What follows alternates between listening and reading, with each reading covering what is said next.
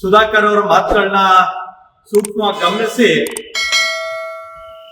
ರಾಜ್ಯದ ಪ್ರಮುಖರು ಅವ್ರಿಗೆ ಕರೆದಿ ಮಾತನಾಡುವಂತ ಅವಶ್ಯಕತೆ ಇದೆ ಅಂತ ನನಗನ್ಸಿದೆ. ಕಾರಣ ಇವತ್ತಿಗೆ ಒಂದು 5 ವರ್ಷ ಆಗಿದೆ ಅವರು ಭಾರತೀಯ ಜನತಾ ಪಾರ್ಟಿಗೆ ಸೇರಿ. ಒಬ್ರು ಶಾಸಕರಾಗಿದ್ದಂಥವ್ರು ಭಾರತೀಯ ಜನತಾ ಪಾರ್ಟಿಯ ಸರ್ಕಾರ ಬರಬೇಕು, ಯಡಿಯೂರಪ್ಪ ಅವರ ನಾಯಕತ್ವವನ್ನು ಒಪ್ಪಿ ಭಾಜಪ ಸೇರಿದ್ದಾರೆ ಅಂತ ಹೇಳಿ ಅವ್ರನ್ನ ಬಹಳ ಮುಕ್ತವಾಗಿ ಭಾರತೀಯ ಜನತಾ ಪಾರ್ಟಿಗೆ ಸ್ವಾಗತವನ್ನ ಮಾಡಿದ್ವಿ. ಬಂದು 5 ವರ್ಷದಲ್ಲಿ ಅವರಿಗೆ ಒಂದು ನ್ಯಾಷನಲ್ ಪಾರ್ಟಿಯಾಗಿ 3 ಬಿಫಾರ್ಮ್ ಅನ್ನ ಭಾರತೀಯ ಜನತಾ ಪಾರ್ಟಿ ಕೊಟ್ಟಿದೆ. ಶಾಸಕರಾಗಿ ಪುನರಾಯ್ಕೆಯಾಗಿ 4 ವರ್ಷ ಮಂತ್ರಿಗಳು ಮಾಡಿದೆ. ಅದಾದ ನಂತರ ಮತ್ತೊಮ್ಮೆ ಬಿಫಾರ್ಮ್ ಕೊಟ್ಟು ಚುನಾವಣೆಯಲ್ಲಿ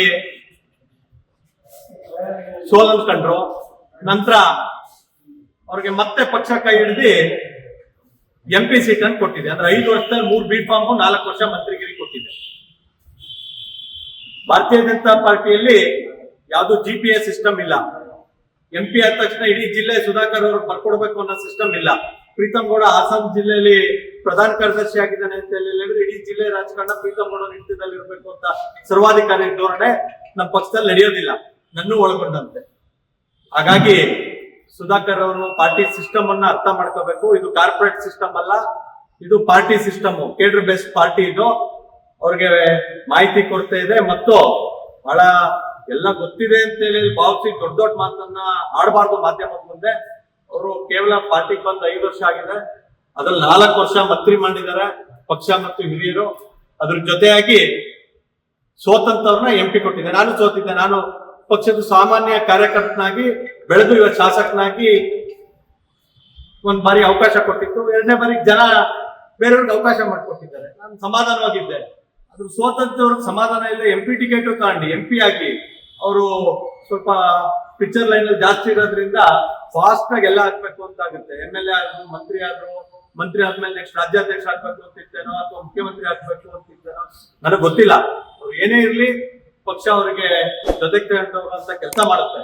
ಆದ್ರೆ ಅರ್ಜೆಂಟಿಗೆ ಏನಾದ್ರು ಆಗ್ಬೇಕು ಅಂತ ಹೇಳಿದ್ರೆ ಇದು ಒಂದು ಡೆಮೊಕ್ರೆಟಿಕ್ ಪಾರ್ಟಿ ಮತ್ತು ಕೇಡರ್ ಬೇಸ್ಡ್ ಪಾರ್ಟಿ. ಯಡಿಯೂರಪ್ಪ ಸಾಹೇಬ್ರಂತ, ಅನಂತ್ ಕುಮಾರ್ ಸಾಹೇಬ್ರಂತವ್ರು ಅನೇಕ ಹಿರಿಯರ ಪರಿಶ್ರಮದಿಂದ ಪಕ್ಷವನ್ನು ಕಟ್ಟಿದ್ವಿ. ಹಾಗಾಗಿ ನಾನಾಗ್ಲಿ ಸುಧಾಕರ್ ಅವರಾಗ್ಲಿ ಒಬ್ರು ಸಾಮಾನ್ಯ ಕಾರ್ಯಕರ್ತರಾಗಿರ್ಬೇಕು. ಚಿಕ್ಕಬಳ್ಳಾಪುರ, ಕೋಲಾರ ಮತ್ತೆ ಬೆಂಗಳೂರು ಗ್ರಾಮಾಂತರ 3 ಜಿಲ್ಲೆಯಲ್ಲಿ ಬರ್ಲಿ, ಪಕ್ಷ ಕಟ್ಲಿ, ಇವೆಲ್ಲ ಹಾಮಿನ ಮಾತುಗಳನ್ನ ಬಿಡಬೇಕು. ಇವ್ರನ್ನೇ ಮಂತ್ರಿ ಮಾಡಿ ಇವ್ರನ್ನೇ ಚಿಕ್ಕಬಳ್ಳಾಪುರ ಜಿಲ್ಲೆ ಕೊಟ್ಟಿದ್ವಿ, ಅವರೇ ಗೆಲ್ಲಿಲ್ಲ ಪಾಪ. ಅಂದ್ರೆ ಇವರು ವಿಜೇಂದ್ರ ಅವರು ಬಂದ್ ಪಕ್ಷ ಕಟ್ಲಿ ಅಂತ ಹೇಳಿ ಮಾತನಾಡೋದು ದುರಕ್ಕಾರದ ಮಾತಿದೆಯಲ್ಲ, ಅದು ನಿಲ್ಲಿಸ್ಬೇಕು. ಯಡಿಯೂರಪ್ಪ ಸಾಹೇಬರು ನಮ್ಮ ನಾಯಕರು, ಭಾರತೀಯ ಜನತಾ ಪಾರ್ಟಿಯನ್ನು ಕಟ್ಟಿರೋಂಥವ್ರು, ಅವ್ರ ಬಗ್ಗೆ ಮಾತನಾಡ್ಬೇಕಾಗಿ ವಿಜೇಂದ್ರ ಅವರು ಒಬ್ಬ ವ್ಯಕ್ತಿ ಅಲ್ಲ, ನಮ್ಮ ರಾಜ್ಯದ ಅಧ್ಯಕ್ಷರು. ಆ ಅಧ್ಯಕ್ಷ ಸ್ಥಾನಕ್ಕೆ ಗೌರವ ಕೊಟ್ಟು ಮಾತನಾಡುವಂಥದ್ದನ್ನ ಕಲಿಬೇಕು. ಅವರು ಅದ್ ಬಿಚ್ಚಿಡ್ತೀನಿ ಅಂತ ಹೇಳಿ ಮಾತನಾಡೋದನ್ನ ಕಾರ್ಯಕರ್ತರು ಗಮನಿಸಿದ್ದಾರೆ. ಬೇರೆಯವ್ರನ್ನೇನು ಬಿಚ್ಚಿಡೋದು ಬೇಡ, ಇವ್ರದೇನಾದ್ರು ಬಿಚ್ಚಿದ್ರೆ ಅದನ್ನ ಮುಚ್ಕೊಂಡ್ಬಿಟ್ರೆ ಸಾಕು. ಬೇರೆಯವ್ರ ಬಗ್ಗೆ ಯಾವ್ದನ್ನು ಬಿಚ್ಚಿಡೋದು ಬೇಡ.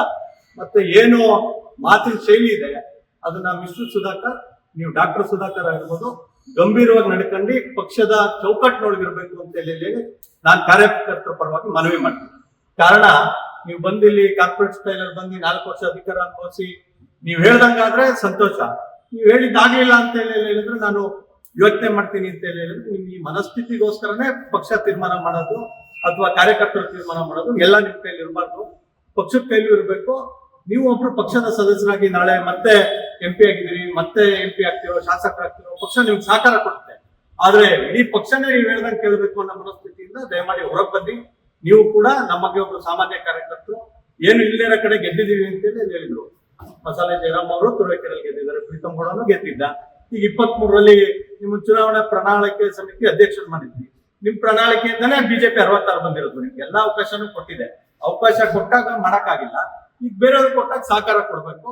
ದಯಮಾಡಿ ನಿಮ್ಮ ಸಹಕಾರದಿಂದ ಮತ್ತು ನಿಮ್ಮಂತ 10 ಜನರ ನಾಯಕರ ಸಹಕಾರದಿಂದ ಚಿಕ್ಕಬಳ್ಳಾಪುರ, ಕೋಲಾರ ಮತ್ತು ಬೆಂಗಳೂರು ಗ್ರಾಮಾಂತರದಲ್ಲಿ ಪಕ್ಷವನ್ನ ಗಟ್ಟಿಯಾಗಿ ಬೆಳೆಸುವಂತ ಕೆಲಸವನ್ನ ಸನ್ಮಾನ್ಯ ರಾಜ್ಯಾಧ್ಯಕ್ಷರಾದ ವಿಜೇಂದ್ರ ಅವರ ನೇತೃತ್ವದಲ್ಲಿ ಮಾಡ್ತೀವಿ. ನಿಮ್ ಸಹಕಾರ ಕೂಡ ಬೇಕಾಗಿರುತ್ತೆ.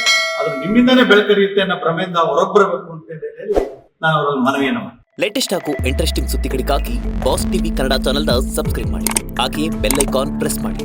ಇದರ ಜೊತೆಗೆ ಫೇಸ್ಬುಕ್, ಇನ್ಸ್ಟಾಗ್ರಾಮ್, ಎಕ್ಸ್ ನಲ್ಲೂ ಮಿಸ್ ಮಾಡದೆ ಫಾಲೋ ಮಾಡಿ.